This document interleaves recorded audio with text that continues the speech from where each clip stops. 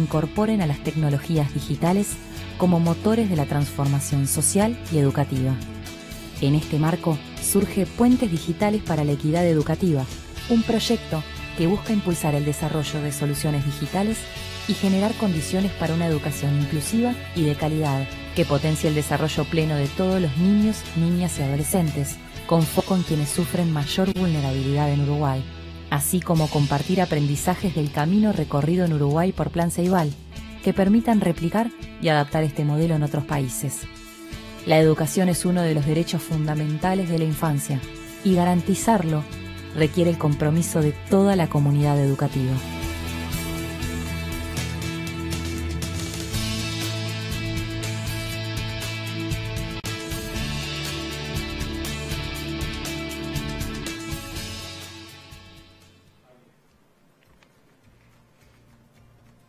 Hola, buenas tardes. Hoy miércoles seguimos con las charlas, conversatorios y mesas redondas de la Escuela de Verano. Ya estamos a la mitad de la semana. Todavía nos quedan 2 días más de eventos, pero bueno, hoy es el Día de Lengua. En la mañana ya estuvimos hablando de la enseñanza de la lectura y la escritura, y hoy vamos a hablar de la crisis de la lectura, o leer en tiempos de crisis, o cuál es la crisis, y estamos con Sebastián Pedroso y Virginia Mórtola, autores, que nos van a comentar. Muchas gracias por venir, Sebastián, muchas gracias, Virginia, por estar acá. Primero, para los que, por supuesto, la mayoría de ustedes ya deben haber leído a sus hijos, a sus sobrinos, a ustedes mismos, sus libros, pero igual los voy a presentar para aquellos que todavía no los conocen. Sebastián Pedroso es escritor, asesor pedagógico en literatura infantil y maestro de educación primaria en la Escuela del Pinar, por ahora. Ha colaborado en diversos suplementos culturales y empezó a publicar en el 2007. Al día de hoy lleva una veintena de libros para niños y jóvenes, publicados en Uruguay, Argentina, México y otros países, donde se destacan los géneros de terror y humor, y también de aventura. Virginia Mórtola es psicoanalista, egresada de la Facultad de Psicología de la UDELAR, tallerista de expresión plástica egresada del Taller Malvin y magíster en libros y literatura para niños y jóvenes por la Universidad Autónoma de Barcelona. Es docente de literatura infantil en la Universidad Católica de Uruguay y colaboradora de literatura juvenil en No Toquen Nada, emisora del Sol, y en el portal también de Escaramuza. Coordina talleres de expresión escrita para niñas y niños y de literatura infantil y juvenil para adultos. Ha publicado también diversos libros de literatura infantil y ahora este año va a tener su primera publicación de literatura adulta, ¿puede ser? Sí. Bien, bien. Bueno, hoy de mañana estábamos hablando sobre aprender a leer y a escribir, y hablábamos un poco de, después de aprender a decodificar, lo importante era en realidad disfrutar de la lectura. Se enseñaba a poder decodificar y poder entender lo que uno lee para poder disfrutar de la lectura y para poder aprender a partir de la lectura.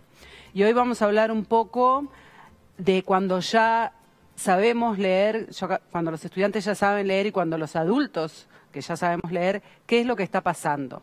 Entonces, cuando nos acercamos a Sebastián y a Virginia a hablar de este conversatorio, estuvimos planeando un poco, les decíamos el título Leer en tiempos de crisis, y ellos me preguntaban, pero ¿cuál crisis? Y entonces, ¿cuál es la crisis? ¿De qué crisis estamos hablando? ¿Hay una crisis? Estamos hablando de una crisis. Siempre que hay un título hay una invitación que medio que te direcciona a pensar, ¿no? Un poco con Sebastián también nos preguntamos, bueno, ¿hay una crisis? Yo me quedé pensando, digo esto y te paso la palabra, en 3 palabras del título, que me parecen que las 3 son como muy contundentes. Leer, tiempos y crisis. La primera que me resonó fue crisis, que me hizo como ruido, ¿no? No solo porque suena estrepitosamente, sino porque es muy controvertida y nadie la quiere. Pero después, la convocatoria es como la lectura, porque estamos acá pensando en leer y en la lectura. Y el tiempo queda ahí en el medio, y creo que es tan importante como cuál es la idea de lectura que tenemos, cuáles son los usos del tiempo y cuál es la idea de crisis, porque puede ser la crisis de la lectura o puede ser la crisis por la pandemia o la crisis con los usos del tiempo, ¿no? Entonces como que hay una amplitud de crisis para pensar en torno a las posibilidades de la lectura. Sí, y hay también un cambio en el flujo de información, también me parece, que en cuanto al modo lector, a cómo se accede a los libros, a la disponibilidad de libros, los soportes, entró en juego, que eso puede suponer una crisis, que es la disponibilidad de una nueva plataforma de lectura, que no estaba disponible hasta hace muy poquito, que es todo el mundo digital, que eso puede presuponer que cambió todo. Pero también entra en juego que en esta supuesta crisis que se hizo como una predicción, que iba a haber una crisis, no se iba a dejar de leer literatura, los libros iban a desaparecer, eso apocalipsis, no se cumplió. No fue así como se dijo de que el libro en papel iba a desaparecer. Siempre digo lo mismo, pero es el gran vencedor del siglo XXI, el libro en papel. ¿No? Y entonces, ¿dónde está la crisis? Si los libros siguen existiendo, hay mayor disponibilidad, mayor oferta editorial, hay más libros en las escuelas, hay una disponibilidad digital, más allá de que nos guste o no el soporte digital. Nos permite a nosotros acceder a una cantidad de información que no estaba disponible. Entonces creo que tiene que ver más con el tiempo. Sí. Creo que la crisis pasa por ahí. ¿Qué modo lector tenemos? Me gusta que estamos de acuerdo. Bueno, sería horrible pelearnos y era mucho más entretenido para todos. Pero no es el caso, no es el caso. Ya que pasamos esa etapa, estamos de acuerdo, lo que vamos a hacer es como profundizar un poco. Claro. Yo creo que la palabra crisis, ya que nos gusta, ya que hoy es el Día de Lengua y somos todas personas que trabajamos con la palabra y somos amantes de la palabra, me encanta a mí conocer la historia de las palabras, ¿no? La historia de las palabras, hay muchos libros, ¿no? Hay diccionarios etimológicos y la etimología de las palabras nos dicen mucho de dónde surge la palabra y los usos de la palabra, por supuesto, cambian a lo largo de la historia, pero bueno, hay palabras que son palabras con mala prensa, ¿no? Crisis es una palabra como tristeza. Sí. Son palabras que son palabras estigmatizadas, ¿no? ¿Por qué crisis? ¿Por qué tenemos esa visión tan mala de las crisis? Cuando las crisis son las que permiten también la transformación, ¿no? Claro. La crisis, de hecho, hablando de etimología, la palabra crisis viene de crisis, del griego crisis, y esta del verbo krinein, que significa separar o decidir. Sí. Entonces es muy interesante porque el origen, entonces cuando vas a buscar al diccionario de etimología de la palabra crisis, te muestra los primeros usos, por ejemplo, de Plutarco, cuando usó crisis en el contexto de una enfermedad. Entonces, en medicina se usaba crisis para decir como que había algo roto y había que separar. También separar se vincula con analizar, ¿no? Separar las partes para poder hacer un razonamiento adecuado que permita comprender. Claro. A mí me encanta, en realidad, la palabra crisis. Me parece que entiendo que cuando se plantea una crisis, estamos pensando en que hay un problema, ¿no? Como hay algo a resolver. En realidad, y sí, por suerte, en realidad estamos todo el tiempo en movimiento, de alguna manera. Si estamos quietos no pasa nada, lo que sucede es que vamos como pensando, reflexionando, encuentros, desencuentros.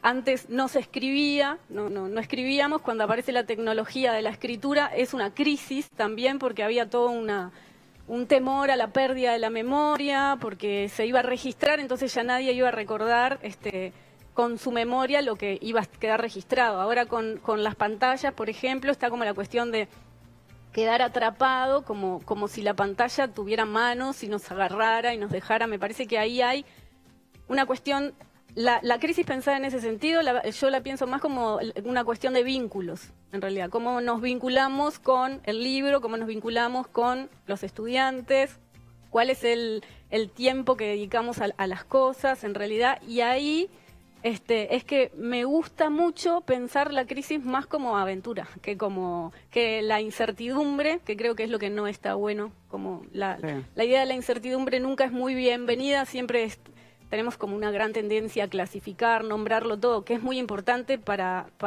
existir en este mundo, pero es muy importante también saber que hay un movimiento y que eso hace que pasen otras cosas y que en realidad todo el tiempo vamos cambiando y van pasando cosas con la lectura, con la escritura, incluso con los niños. No son los niños ahora los que eran los niños de antes. Epistemológicamente la crisis es un requisito para evolucionar.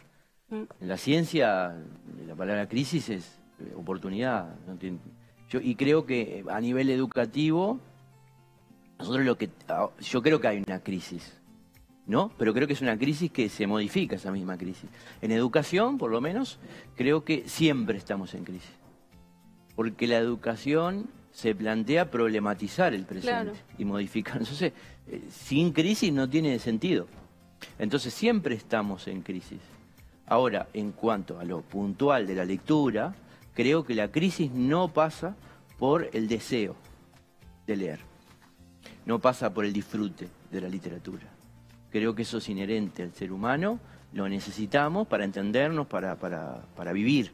Lo que sí hay una crisis en cuanto a niveles, ¿no? A la comprensión, de pronto, que lo hablábamos también antes en otra charla, el vocabulario puede ser una crisis de una herramienta que no estamos teniendo en la etapa formativa y que nos hace disfrutar de la experiencia de la lectura. Bueno, yo no sé si estoy tan de acuerdo. Viste, ahí no vamos a pelear. ¿Viste? Pero está yo bien. creo que yo iría más por ahí. Yo creo que hay una necesidad de investigar qué pasa con el vocabulario, qué pasa con el acercamiento desde lo oral a la literatura, desde lo estético, de lo sonoro, esa experiencia, y creo que tiene que ver con, ahí me pongo maestro siempre, no lo puedo dejar de hacer nunca. Y a mí me va a salir la psicoanalista y te voy a pelear mucho. Y eso es bueno, eso pasa mucho en las escuelas. Creo que hay que sistematizar. Eso es lo que no le gusta a los psicólogos, ¿saben? Hay que programar y hay que sistematizar y interpretar lo que pasa con eso. Creo que la crisis, para mi gusto, pasa por ahí. No pasa por el deseo, no pasa por ponerle un buen libro a un niño y que no pasa nada ahí. Bueno, lo que pasa es que para llegar a primero la idea de que es un buen libro, después la idea de cómo llegás a sentarte frente a un buen libro. Y sí pienso, a ver, mi universo de comprensión no tiene que ver con la pedagogía y con la lectoescritura, sino con el encuentro con la lectura y con la literatura y con la palabra y con el lugar del lenguaje en la vida de los seres humanos. No tanto desde el lugar de la comprensión de la lectoescritura, sino desde lo que implica como seres humanos, la palabra como para comunicarnos y para desencontrarnos, porque hay palabras y no hay palabras, decía Eduardo Milán, ¿no? Se puede y no se puede con el lenguaje. Y por otro lado también la cuestión del deseo, que en realidad Laura Devetach dice en un texto en La construcción del camino lector, que es un libro re lindo, ella dice que cuando el deseo te toca el hombro, ¿no? Me gusta cuando alguien ¿no? Cuando hay algo que te toca y te lleva a que leas, a mí me interesa mucho más eso, pensar qué es lo que hace que alguien quiera aprender a leer y escribir, por ejemplo, también, ¿no? Qué es lo que lleva a la gente a encontrarse con los universos de la narrativa. Porque en mi caso, por ejemplo, yo en mi casa no leía a nadie, no había bibliotecas. No. Lo que sí tenía era una tía que le gustaba mucho contar historias terroríficas y había muchos universos de narrativa. Entonces, es tan importante el lugar del canto, de la palabra pequeñita para el encuentro luego con la lectura, como de que se hable en tu casa, ¿no?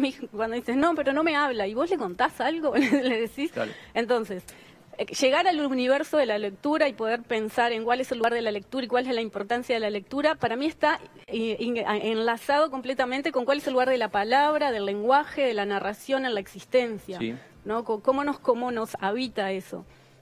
Pero ¿a ustedes no les parece que hay una crisis en el deseo de la lectura? Sí, yo creo que hay. Según mi experiencia... Se llega a tener niños o jóvenes que están yendo hacia los libros sin que alguien se los plantee adelante. A mí me parece que hay. Esto es una opinión basada en la experiencia. Sí. Creo que hay un marco lógico de experiencia que sí se da. La amplia mayoría de niños y niñas van a disfrutar, van a tener un goce estético de lo literario, de lo artístico. En eso estamos de acuerdo, que no hay que intervenir desde ese lugar.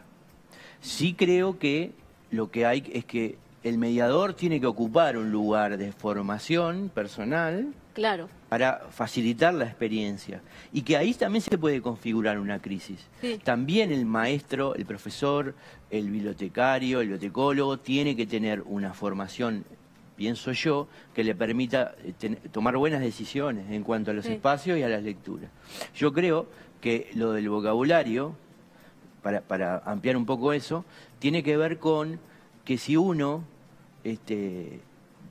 tiene unas herramientas mínimas, hablo de herramientas mínimas de comprensión, va a tener una experiencia mayor.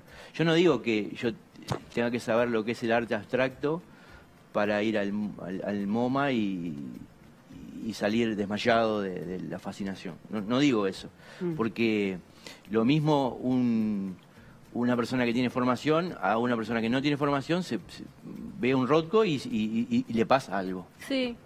Sí. Pero con la literatura creo que hay una cuestión de acercamiento de un mínimo que no se está empezando a cumplir por un empobrecimiento del vocabulario. Creo que es algo que a mí me llama la atención desde la experiencia del aula, ¿no? Sí. Desde ese lugar. Yo de lo que decís me quedo con lo de los mediadores. Ahí va. Con la crisis, como pensar que, bueno, si hay una crisis o si hay cuestiones que tenemos que pensar, cómo intervenir o cómo invitar a pensar, ¿no? Cómo puede pasar otra cosa, porque si surge el título Leer en tiempos de crisis es porque algo de eso está circulando y tampoco vamos a desoírlo, ¿no? Vamos a escuchar que hay una crisis que está pidiendo atención. Entonces, sí creo que los mediadores, las madres, los padres, los docentes, tienen como una sensación de soledad al momento de encontrarse con la lectura, con los niños, con la escritura incluso. Y me parece que yo pienso siempre que para lo que sea, para bailar, para cantar, para leer, no importa la disciplina, tiene que haber como un encuentro amoroso que lo invite a que eso se produzca. Si hay adultos que acompañan, que escuchan, que respetan a los niños y que los van llevando como en un caminito, hay algo que pasa, aunque no lean, no importa, porque yo qué sé, mi hija es muy inteligente y no lee mucho, pero es una chiquilina muy inteligente, sabe leer perfecto, sabe escribir perfecto, le va re bien, tiene buenas notas, pero no es eso lo que más me importa a mí como madre, por ejemplo, y tampoco como tallerista. A mí como tallerista me gusta mucho el espacio del taller porque yo siento que es una invitación a la pausa y ahí está lo del tiempo también, ¿no? Es como cómo nos acercamos a las personas y cómo nos acercamos a las cosas y sí siento que estamos como viviendo en un momento de apuro, ¿no? De impaciencia. Hay como la impaciencia hace ruido, genera crisis, no hay tiempo, no hay tiempo. Y lo digo porque lo encarno en mí también, ¿no? Pero me parece que eso de poder parar a pensar, bueno, paremos a pensar. Hoy nos juntamos acá un ratito, una hora nomás, a conversar sobre la crisis, sobre leer en tiempos de crisis. ¿Qué es leer? ¿Por qué es importante leer?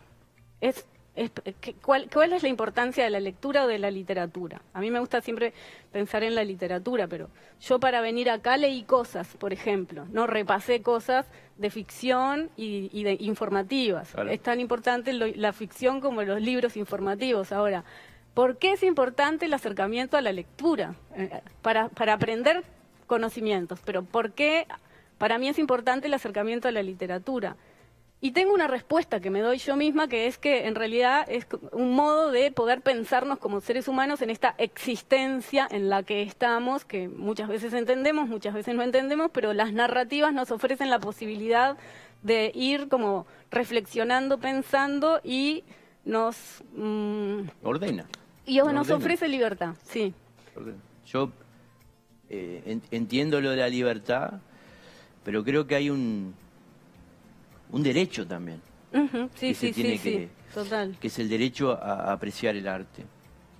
Y que a veces no se cumplen los espacios que no se cumplen indirectamente al no tener gente que pueda acercar decisiones y opciones.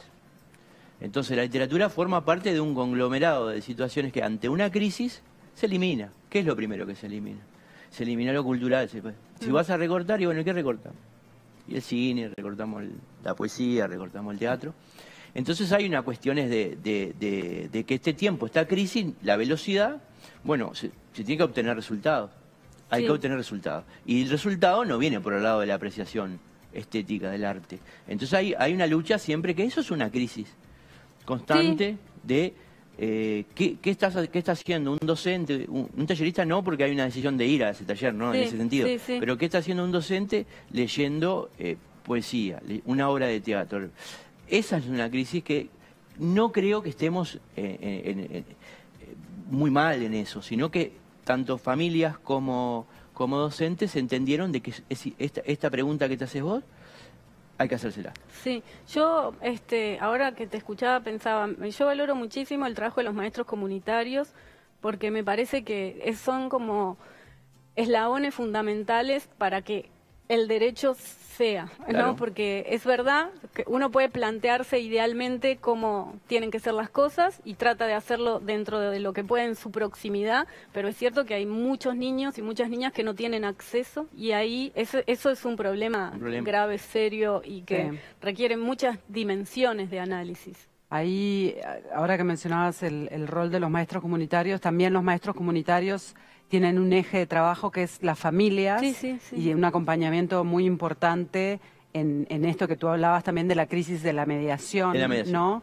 Y el rol tan importante que tiene la familia, como sabemos, porque la mediación de la lectura en el contexto escolar siempre viene con una impronta como de obligatoriedad, Claro. de alfabetización, como que la lectura para alfabetizar, la lectura para estudiar. Sí. Cuando, Yo creo que se ha por evolucionado supuesto en que eso, tiene ese Sí. rol, pero Creo que se ha evolucionado en eso, Ajá. a través de trabajos de diferentes editoriales, de librerías, de autores y de docentes que nosotros los maestros no tenemos formación en literatura infantil. Esa materia que enseña Virginia en el ámbito de los institutos normales no existe. No, es increíble. Y eso es un tema importante. Es insólito. Es un tema importante. por Tenemos eso. que armar una revolución. Hay que hacer un movimiento ahí para que esté esa materia. Entonces está como atado al voluntarismo un poco. Total. Cada uno hace y lo a que los puede. intereses también. Sí. Y sí. bueno, pero sin embargo, a pesar de todo esto, los maestros han hecho una revisión del Sí. acercamiento. Yo cuando iba a la escuela, fui a la escuela en la mitad de los 80, y la lectura era un espacio de premio a el final de la semana, viernes después del recreo. Ese era el espacio de la literatura. Bueno, de eso a esto ahora hay un abismo de lo que pasó. Yo creo que los maestros tienen un acercamiento un poco más crítico. No Sí. digo que sea la generalidad de la cuestión, obviamente no, pero Sí. creo que hay una evolución por Sí. por un montón de cuestiones Sí. que han permitido que vos te acerques a la lectura, a la literatura, desde un lugar diverso. Sí, Exacto. ahí pienso, Pila, en este libro que hablábamos con Oleonora antes, que es El arte de la lectura en tiempos de crisis de Michel Petit, que se parecía mucho a nuestro título, y que en realidad ella piensa, es una antropóloga francesa que se dedica mucho a pensar como las potencias de la lectura en situaciones de crisis. Y trabaja mucho, ha recorrido el mundo y mucho Latinoamérica también, trabajando con niños, refugiados, ¿no? Entonces, ¿cómo? La lectura oficia muchas veces de hogar, de contención, ¿no? Las palabras conocidas, cuando estás fuera de un universo conocido, las palabras conocidas empiezan a armar como una especie de nido. Poder pensar también en relación, bueno, a las historias que van transitando los otros, como ese universo, en esas crisis, las de la existencia, la lectura aparece como paracaídas, ¿no? Como un paracaídas, uno no lo usa mucho, pero cuando lo usa es muy necesario, muy ¿no? necesario. De repente. Entonces, en ese momento ella habla como de esa potencia de la literatura, y me gustaba mucho eso, como de pensar la lectura como abrazando situaciones de vulnerabilidad, Claro, porque en sí. este caso la crisis en estos casos Sí. tiene que ver con la vulnerabilidad. claro. Yo Ahí- no pienso, perdón. Sí. Sí, No, decime. que estaba pensando de vuelta en lo de en la etimología, Sí. ¿no? Sí.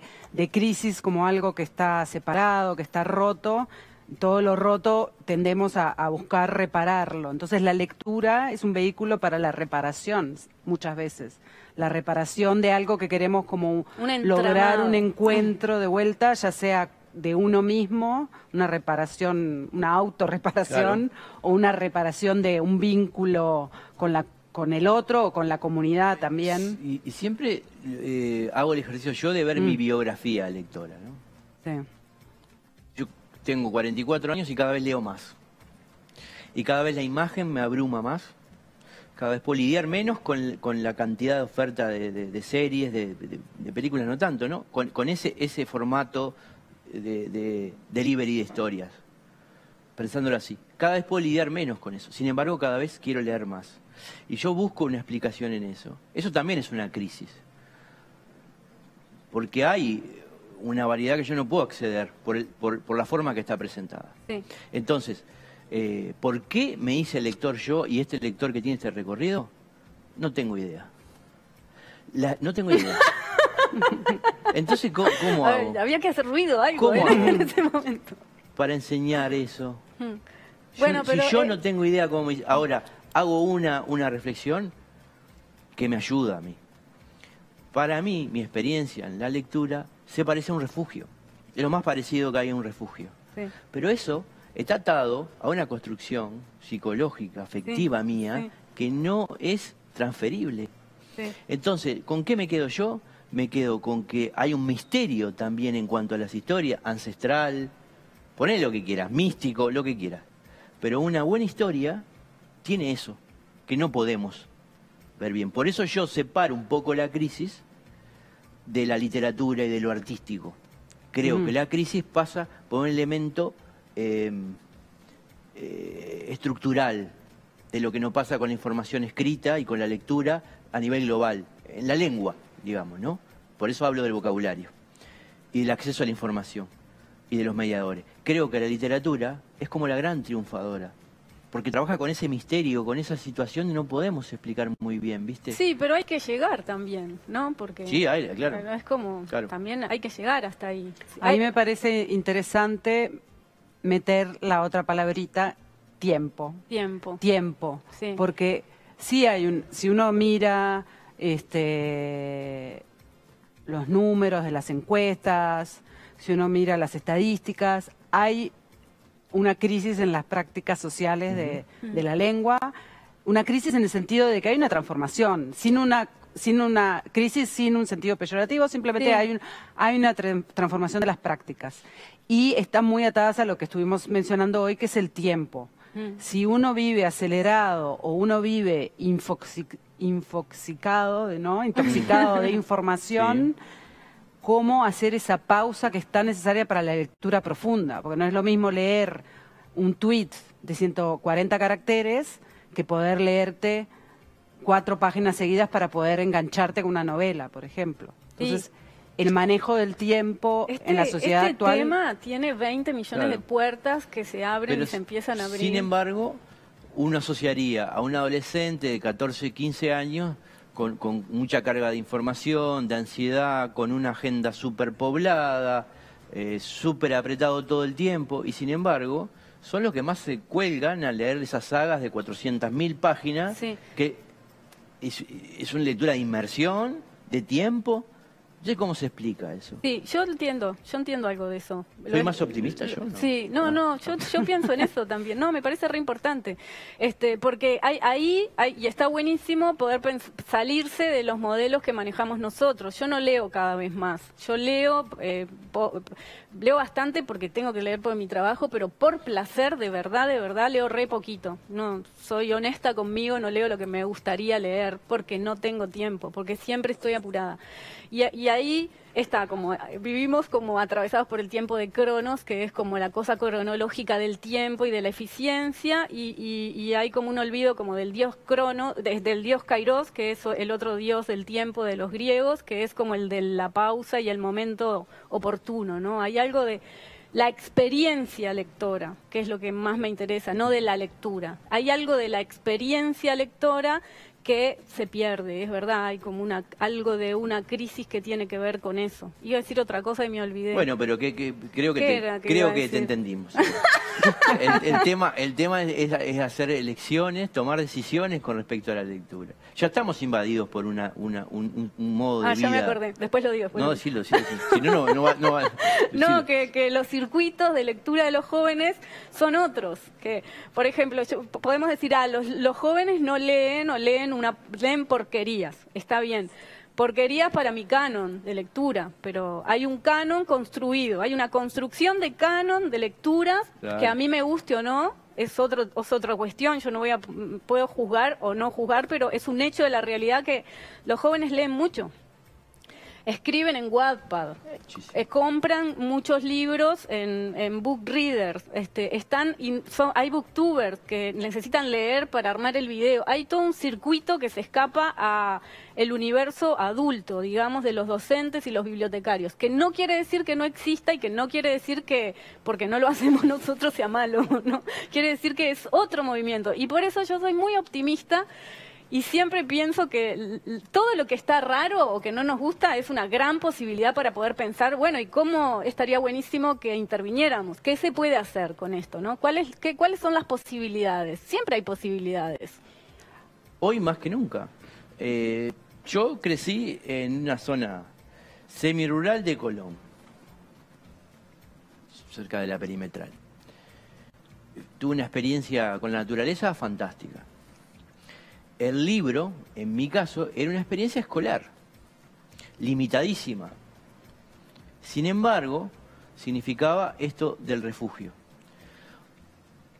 Hoy en día contamos con herramientas de distribución de los libros que eran impensadas. Si tomamos en cuenta el sistema, ya pasó una promoción de la Biblioteca País, por ejemplo, que a mí me parece una herramienta impresionante. Yo sé que no es de la gente a veces tiene una sensación encontrada con el libro como tal en soporte digital. Sé que puede haber una resistencia, pero yo lo veo ahí como una oportunidad para interpretar lo que está pasando en la literatura y en el mundo y acercarse a un libro y después buscarlo en papel. Eso configura una crisis también. Porque el mediador tiene que informarse, tiene que leer catálogos, tiene que ir a charlas, tiene que leer.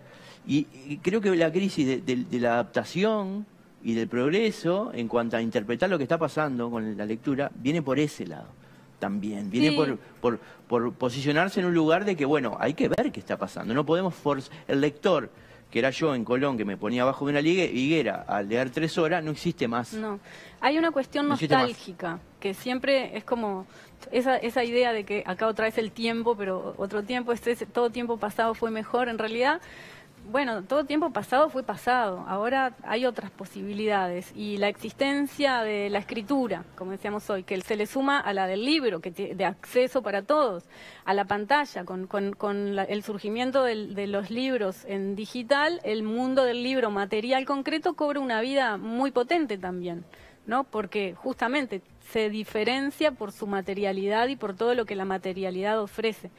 Y entonces ahí me quedé pensando lo que vos decías. La posibilidad de leer solo es cuando leíste con alguien antes. El niño juega solo porque sabe que hay alguien que está ahí alrededor cuidándolo, si no, no puede jugar. Entonces, lo mismo con la lectura. Si hay un otro que acompaña, van a pasar cosas, va a suceder. Justo comentaban, yo tengo acá el celular y lo estoy mirando, no porque estoy distraída, sino porque me están pasando los comentarios y preguntas del chat por el celular. Ah, buenísimo. Porque estamos en una era muy digital. Sí. No, porque parece que yo estoy mirando el celular y no los escucho, pero estoy escuchando y participando. Solo que acá me pasaron un comentario del chat de YouTube que dice: creo que la lectura debe incentivarse desde la primera infancia, empezando con leer una historia de noche y luego dejarlo que ellos vayan leyendo por su cuenta. Antes, empieza con las canciones de cunas. Con hablar, repetir gu, gu, ta, ta, ya es como son los pródromos de la rima, ¿no? Es la música de las palabras. Mucho antes de la lectura está la palabra como vehículo afectivo. Si algo de eso se produce, que es lo misterioso que no podemos explicar, hay algo que se genera que tiene que ver con el encuentro y la posibilidad del espesor del pensamiento y del encuentro con el lenguaje, y que del lenguaje tenga que ver con poder pensarme yo y poder comunicarme con los otros y saber que no me alcanza también para comunicarme con los otros porque hay muchos equívocos. Pero algo por ahí. En ese sentido, el rol de la escuela, vos mencionabas Biblioteca País, es un gran acceso a un acervo de miles y miles de títulos que tenemos en Uruguay, tenemos el privilegio de tener ese acceso, pero también están las bibliotecas de aula. Bueno, ahí hay un debe, creo yo, ¿no? Yo, por el tema de ser autor, he recorrido algunas escuelas y sería mucho mejor, por supuesto, que cada aula tenga una biblioteca, ¿no? Y que alguien esté ahí para que los libros tengan vida. Y después está el mediador. No alcanza el libro solo. El mediador, la figura del mediador es central. El mediador tiene que estar formado, tiene que ser una persona apasionada, eso es el ideal, ¿no? Y tiene que tener acceso a lo que está pasando, a los gustos de los chiquilines, de las chiquilinas, de lo que se lee, lo que no les gusta. Y eso significa, sí, un cambio estructural. Sí. Las escuelas no tienen, por lo general, una persona dedicada a eso.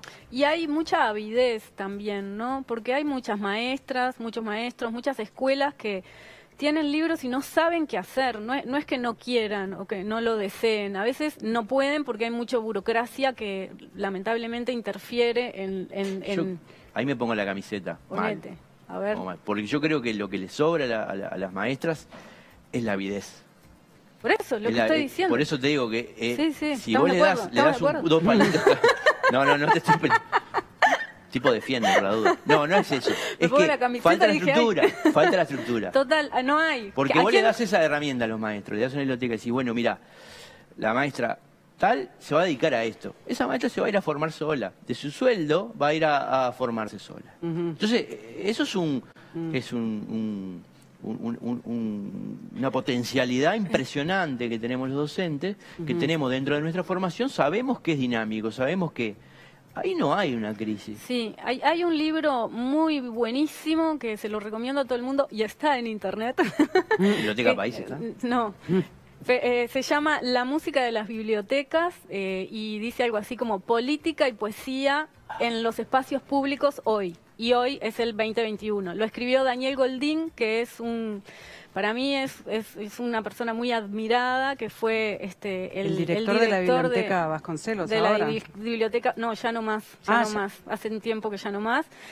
Pero sí fue el fundador de A Orilla del Viento, el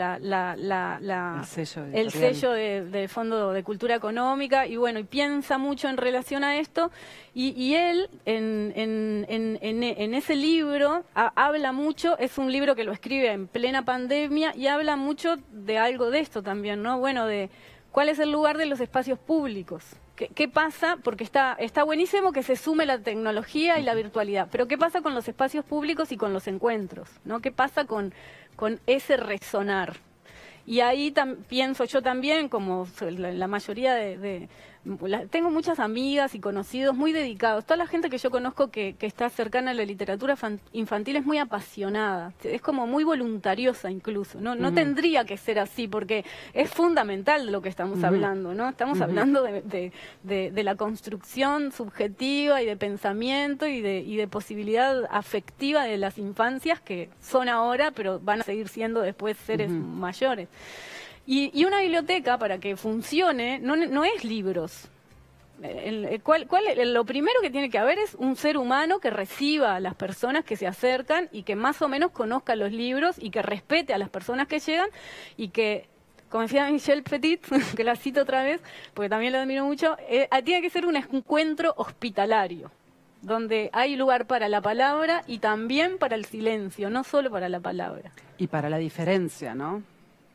Sí. Para la diversidad, porque fundamental el respeto. Hoy hablaban de que los jóvenes sí leen, pero leen otras cosas que tal vez los adultos no quisiéramos que leyeran, y eso a veces es en el salón de clase. ¿Cómo se da eso? ¿Te parece que se da esa...? Se utilizan, yo creo que sí. ¿Sí? Se utilizan diferentes herramientas. se ha evolucionado mucho en acercar la literatura. Primero, a finales de los 90 se volcó el acercamiento de la literatura a través de diferentes impulsores, promotores. Ana María Babosi, por ejemplo, la gente de IBI. Ellos lucharon por una literatura por placer en el aula. En el aula. No fue una cosa muy vaga, digamos, en el aula. Que los maestros entendiéramos que era importante el disfrute, el pleno disfrute de la literatura. Y eso fue un gran cambio. Fue un gran cambio. Se utilizaban valijitas con libros seleccionados, con un criterio, por niveles, lo que sea, y se abrió un espacio de disfrute. Eso fue un gran cambio. Después evolucionó a las visitas de los autores, a la escritura creativa. Entonces, hay diferentes acercamientos. Pero también, a nivel programático, nosotros los maestros tenemos una obligación de enseñar literatura. Entonces hay como dos patas. Está el disfrute y después está enseñar literatura, que implica una lectura con un acercamiento analítico. Pero puede ser de un disfrute eso también. Claro que sí, ¿Por qué pero no? no es el objetivo específico, porque ahí es el docente de pronto que elige un texto que no participa del deseo del niño. ¿Se entiende? Yo, por ejemplo, si tengo que selecciono títulos que de pronto sé que no son los más populares, pero yo creo que tienen un valor literario que les puedo aportar. Y eso es un acercamiento diferente, ¿no? No está dentro de una colección, no está dentro de un panorama que ellos tengan visto. Entonces, yo les leo, yo les comentaba lo de Idea Vilariño, les comentaba autores que están dentro de otro canon. Y eso claro que es disfrutable, pero se acerca más a una enseñanza formal de la literatura, de la apreciación literaria, que tiene un nivel, digamos, más exigente desde la comprensión, de pronto, de los recursos literarios que se utilizan. Esos son los dos niveles que yo veo que hay. El disfrute, el placer Pero de la para lectura. poder disfrutar tenés que comprender también. Claro. Como que Sí, están, para mí están muy juntos. Sí, no son Y el están análisis es parte del disfrute. Claro. A Es lo que veces decía, pero se por eso- vuelve a disfrutar Es lo que decía lo hoy leído, yo. ¿no? Si vos tenés una carga de estructura lingüística más potente, vas a tener, me parece a mí, una capacidad de comprender un recurso literario sin ciertas trabas que no te permitan acceder a lo que literaria o artísticamente un escritor quiere hacer o un artista quiere hacer. Yo entiendo, humildemente, que si yo sé la teoría de los colores, voy a apreciar mejor una obra. Yo creo. No creo que sea la única forma de acceder a una obra, ¿no? Yo creo que a cualquier persona lo pones frente a un Blanes y se va a maravillar. Claro, pero ahí están los caminos también, ¿no? ¿Cómo se llega hasta ahí? Porque, por ejemplo, ¿cómo llegas hasta a presentar la cuestión para que el camino en el que vos vas acompañando sea amoroso, respetuoso y incentive, den ganas, ¿no? Hay algo ahí que yo siempre, para mí los libros y leer es re importante, pero escribir es muy importante también, muy importante. Claro, la Yo escritura. escribo con los chiquilines Claro. en los espacios que tengo, me parece que es tan importante escribir como leer y que la posibilidad de la escritura creativa brota el deseo de la lectura, porque si uno puede, el que escribe es otro ser humano. Cuando tomás conciencia de esa dimensión también y de que no es un ser abstracto que no sé, que lo encarna no sé qué cosa. El monte del Olimpo. Exacto, no. Entonces, leer, escribir, hay algo ahí como de una alimentación. La lectura de los libros, vieron que los libros se usan mucho para trabajar tal tema, para trabajar tal otro. A mí me encanta usarlos también, pero para que sean puntapié para una historia, en realidad. No solo para pensar el libro, sino, bueno, ¿y ustedes qué podemos escribir con Y esto? el Entonces, ejercicio que te obliga. Una vez un alumno me dijo a mí, maestro, es muy difícil escribir ficción, porque quiero poner otros personajes. Le digo, bueno, inventalos. Claro. Y dice, ¿sabes qué me pasa, maestro? Nunca puedo dejar de ser yo. Y eso es una tensión de autoconocimiento impresionante. Porque vos para escribir o describir un personaje antagónico, tenés que desdoblarte. Y tenés que poner lo tuyo feo ahí. Y eso es fantástico, es terapéutico. Y es parte del proceso de la apreciación de la literatura. Ahí estamos totalmente de acuerdo. Sí, y ahí, que yo lo pienso más como desde el lado de la escritura, siempre hay como momentos de escritura, ¿no? Hay como un primer momento en el que es escribir y lo que importa es lo que están pensando o imaginando y no importan las faltas, no importan los tildes, no importa nada. Yo les digo incluso, no escriban con... No importa, me preguntan si quieren saber, pero no importa si es cursiva, no importa. Porque si no, no pueden escribir porque están pensando en que tiene que ser de determinada manera. Después de que todo eso pasó, recién ahí las herramientas de corrección y de no sé qué. Y con la lectura me parece que también es como, por lo menos a mí me resulta, para mí, es como adulta mucho más disfrutable empezar a disfrutar con ellos y después decir de qué se trata. Cuando ya estamos todos contentos. Claro. Sí, sí. Bueno, quedé tan metida en la conversación que no me di cuenta que tenía un montón de bueno. comentarios del chat. Dicen, en el chat nos están diciendo, es verdad que leen en otros formatos, comparto el optimismo de los expositores. Muy bien. Después otro comentario, sueño con recreos con espacio de lectura libre. El tienes que cuidar recreo no permite que un docente acompañe ese espacio. Claro. De haber una persona dedicada sería lo ideal, ¿no? Después otra persona comenta, el tema de los programas culturales en relación a la lectura no alcanza a todo el país de la misma forma. Claro. También, es cierto. También sucede eso. Luego otro comentario dice, se realizan formaciones y luego no hay programas para quienes se forman en animación a la lectura. Termina siendo una labor de voluntariado. Total. Esa es una pata de la crisis. Total. Como decíamos hoy, la crisis de la mediación. De Eso estamos de Sí. acuerdo que la mediación es una de las Y la crisis. soledad, pienso yo, en la que quedan la mayoría de los mediadores. Sí. Y luego nos comentan, creo que nuestro objetivo como docentes debe ser mostrarles esos textos que capaz ellos nunca busquen por su cuenta. Esos títulos que le van a dejar muchos recursos y enseñanza.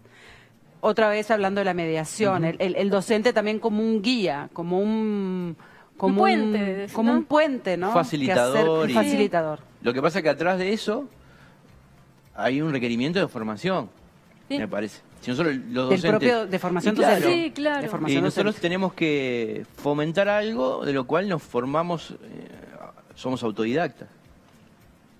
Nosotros tenemos una carga muy grande en lengua, tenemos una carga muy grande en matemática, ciencia. Sí, pues claro. Y no somos científicos ni matemáticos, pero sin embargo, hay que enseñarlo. Y la literatura, en el nuevo eje programático, no en el vigente, porque no es nuevo, hay que enseñar literatura. Y la apreciación estética de la literatura está ahí. Pero la formación no. No tenemos formación en biología. Tal cual, Tenemos muchas horas de biología. tal cual. Pero no tenemos ninguna hora de literatura infantil. No sabemos quién es Michel Petit, no sabemos quién es Roger Chartier o quién es, no sabemos.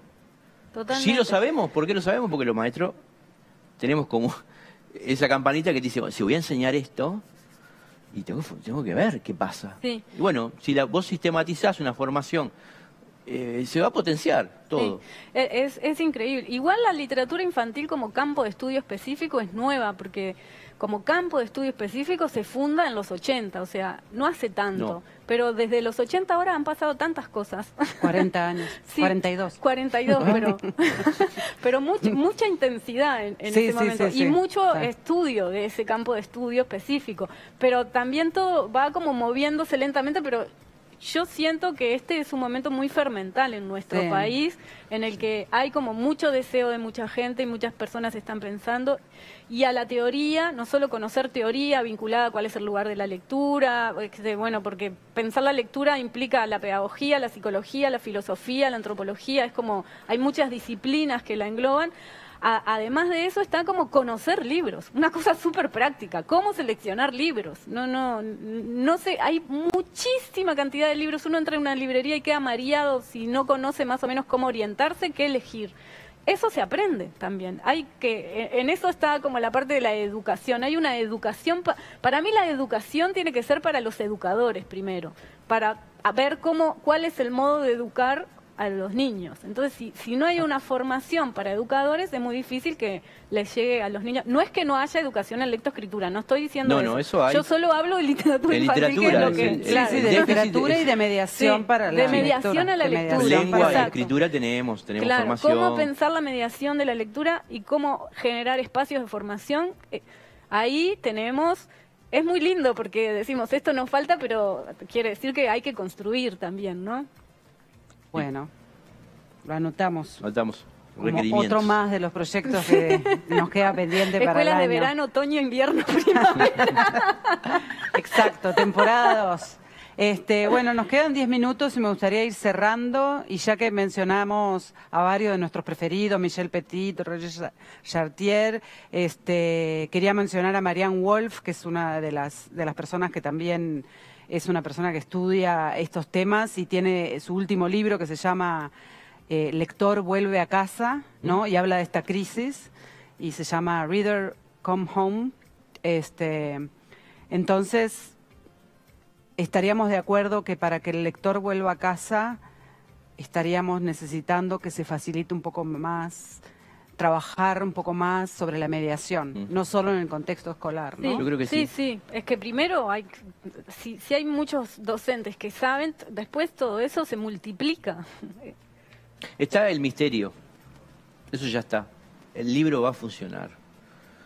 El libro lindo, atractivo como objeto, es imbatible. Una buena historia es imbatible. El tema es, hay que identificarla. Yo durante muchos años utilicé, con los grupos que veía que había problemas de rutinas y que les costaba quedarse quietas, siempre agarraba la misma novela. Una que se llama Los cretinos, de Roald Dahl. Ah, sí, buenísima. Y no podían con ese libro. No podían. Les ganaba, por No, decir. era, es una novela tan políticamente incorrecta, brutal, violenta, hermosa, amorosa, tiene todo. Y se pone del lado de los niños, Claro, Roald Dahl. siempre, Le siempre. habla directamente a los niños. Entonces Y una- ellos lo captan. Y eso, ¿cómo encontré yo a Roald Dahl? De casualidad. Eso es lo que hay que evitar. Que encontrar a Roald Dahl De no casualidad. sea una casualidad. ¡Ahí está! Eso. Si tuviera una sesión diría, te dejamos por acá. Dejamos por acá. Yo creo que es eso. Que no sea voluntarismo lo que haya, que no sea encontrar un gran autor como María Teresa Andrueto, como Roald Dahl, como Sí, claro. David Almond, el inglés, como autores que a mí me vuelan la cabeza y los uso con los niños, que no sea una casualidad. No, claro, y que haya como yo siempre uso la misma metáfora culinaria, ¿no? Que haya variedad, Ujú. Ingredientes. claro, en el menú, porque está buenísimo que como dar lugar a que cada uno elija, pero también está buenísimo ofrecer para que se conozcan que existen otros mundos, porque Exacto. lo que no se conoce no se puede apreciar tampoco. Entonces, Exacto. la Y- posibilidad de ofrecer y de dar a elegir y de compartir y de que te guste o no te guste, pero que si no te gusta, ya sabes por qué no te gusta, Claro. no es que no te gusta el brócoli porque lo probaste, Claro. ¿no? Ojo, cuando digo casualidad, no hablo desde un lugar de que yo me iluminé y lo vi el libro, no. La casualidad fue que yo trabajé en un colegio que tenía una biblioteca. Mando saludos al colegio Kennedy. Una biblioteca hermosísima, donde había muy buenos libros. ¿Por qué? Porque había gente que había venido antes que yo, formada. Construido. Claro. Entonces me dejaron a mí un acervo impresionante. Entonces, si vos vas construyendo eso, la casualidad se deja de lado y se sistematiza desde la variedad. Bueno, después cada uno hará lo que pueda con eso. Pero creo que va por el lado de una formación que nos permita tomar mejores decisiones y evitar el voluntarismo y que alguien no se canse. Exacto. Que no se canse de tener que ir a un taller los viernes, después de trabajar toda la semana y decir, no voy más, no puedo. Entonces, ¿cuándo lo metemos? Cuando estamos en etapa de formación. Que cuando vos tenés 20 años, te explota la cabeza, sos una esponja, querés saber todo. Pones ahí y no se va más eso. Yo no soy un gran fanático de la química, pero no me olvidé más de muchas fórmulas, porque quería aprenderlas. Y la memoria te juega ahí, y que no funciona igual la memoria después. Vos no tenés la misma memoria. Yo le decía el otro día, yo soy perico de memoria. Claro. No sé. Yo sé cosas de la juventud, Claro, no sé de cosas ahora. no tengo memoria ahora. Mi no memoria quiero es- tener memoria. Quiero tener disfrute, quiero leer y divertirme. Y vos cuando tenés 20 años, 18, 19 años, tenés una memoria que es como muy, muy loco. No sé qué dice la licenciada, pero es así. Yo me acuerdo de química, Hay de muchas física. memorias. Poneme teoría literaria, muchas en infantil. Literatura infantil. Bueno, se va a quedar. Va a quedar. Esperemos. Va a pasar. Para cerrar, esta fue el último evento vinculado con lengua, pero lo empezamos ayer en realidad de tarde. No sé si llegaron a ver el recital Algo vi. de cuentos de Cassiari.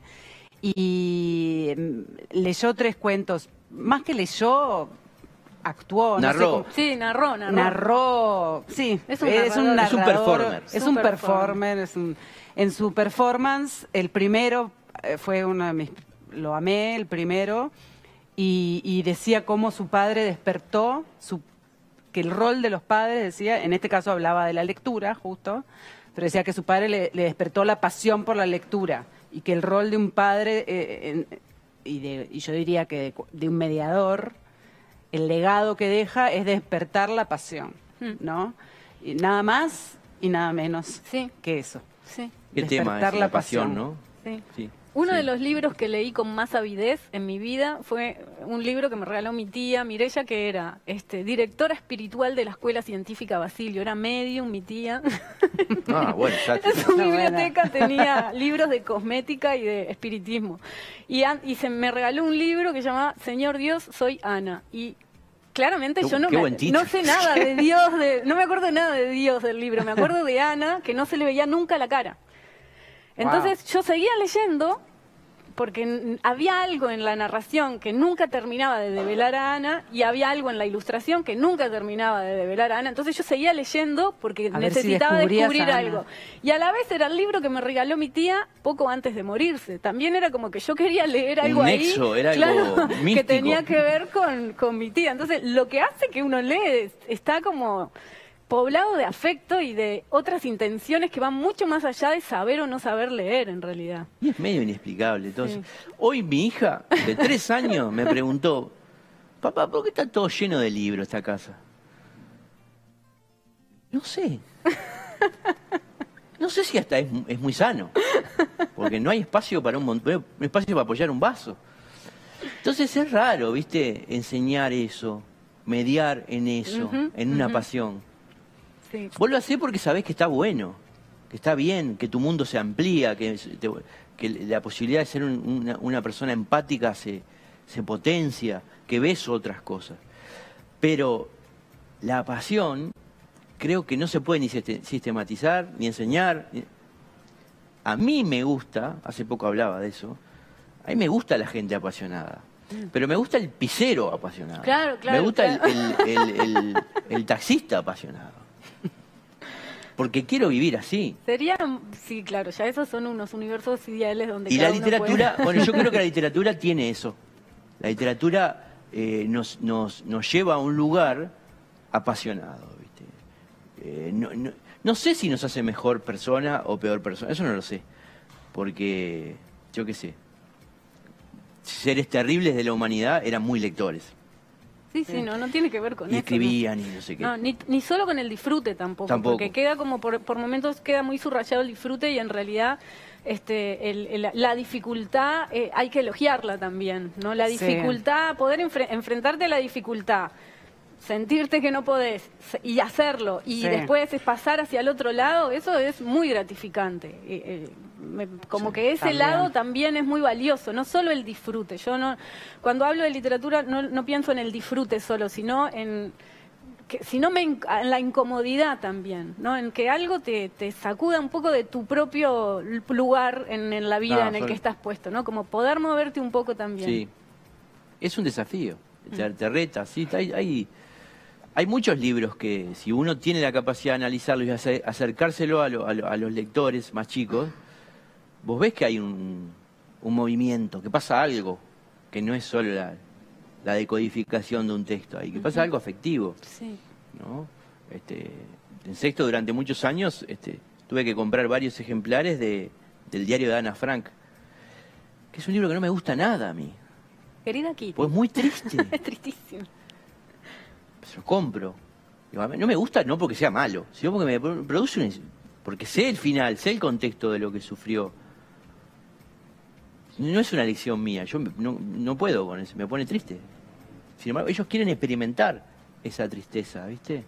Y además bueno, hay que dejarlo. No, y también tiene eso de que es una niña de su edad que está escribiendo su vida, está como más próximo como a lo documental, claro. Tiene eso también como de escuchar la interioridad de un par en una situación muy diferente.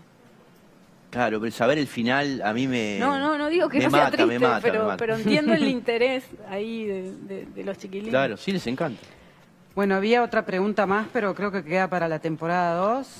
Bueno. Hay muchísimo más para decir. ¿Querías mostrarnos esa belleza? Esa colección, por ejemplo, si podés mostrarla, Virginia, está en la Biblioteca País. ¿Esta colección está en la Biblioteca País? No sé si todos los títulos. Ah, ok. Estos es Fondo de Cultura Económica. Hay uno es el de Mercedes Calvo, que es uruguaya, y se llama La poesía en la escuela, Tomar la palabra, la poesía en la escuela. Todos estos libros son de pensamiento y son buenísimos, pero yo, para terminar, traje un haiku, que es una poema japonés muy cortito, porque tampoco íbamos a leer mucho, pero hablar de lectura sin leer una cosa no podemos ser incoherentes. Y aparte mostrar, porque hoy íbamos a hablar de que el libro como objeto nos queda para la temporada. Muy el libro como bellísimo. objeto. Es un libro de Agüen Paso, se llama Abecedario del Cuerpo Imaginario, es de Mar Venegas, que es una poeta española, y de Guridi, que es un ilustrador argentino, y yo elegí la E, porque es un abecedario, ¿no? Y son un haiku por letra. Exacto. Y el E es muy sencillo, pero me pareció que nos acompañaba. Hermoso para cerrar. Hay esperanza. La flor entre el asfalto, la primavera. Muy bueno. Muy bueno. Bueno, después de ese haiku, mejor cerramos ahí. Muchísimas gracias, Sebastián. Muchísimas gracias, Virginia. Gracias a todos por escuchar y bueno, los esperamos mañana a partir de las 11 horas. Gracias.